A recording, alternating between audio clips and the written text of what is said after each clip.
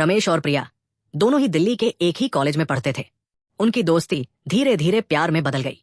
आधुनिक विचारों वाले रमेश ने प्रिया के सामने शादी से पहले लिव इन रिलेशनशिप में रहने का प्रस्ताव रखा।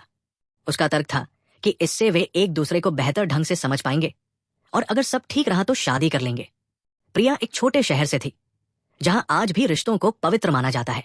उसने अपने परिवार और समाज के विचारों को ध्यान में रखते हुए रमेश के प्रस्ताव को अस्वीकार कर दिया। उसने समझाया, रमेश, मैं समझती हूं कि तुम क्या कहना चाहते हो, लेकिन मेरे लिए विवाह सिर्फ एक समझौता नहीं है बल्कि एक पवित्र बंधन है। मैं अपने जीवन को एक ही व्यक्ति के साथ पूरी ईमानदारी से बिताना चाहती हूं। चरित्र मेरे लिए सबसे महत्वपूर्ण है।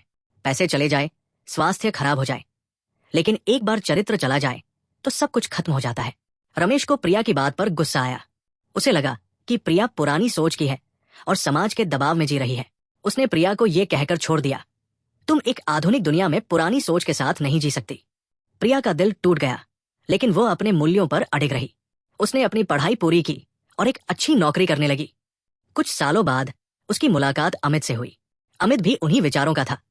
उन दोनों ने एक दूसरे के परिवार की सहमति से शादी कर ली।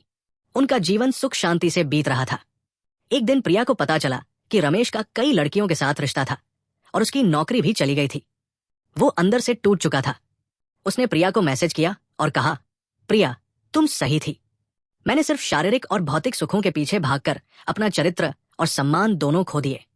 तुमने अपने मूल्यों को नहीं छोड़ा और आज तुम एक खुशहाल जीवन जी रही हो। मैं समझ गया हूं कि पैसा, स्वास्थ्य, सब कुछ वापस पाया जा सकता है, लेकिन एक बार खोया हुआ चरित्र कभी वापस नहीं आता।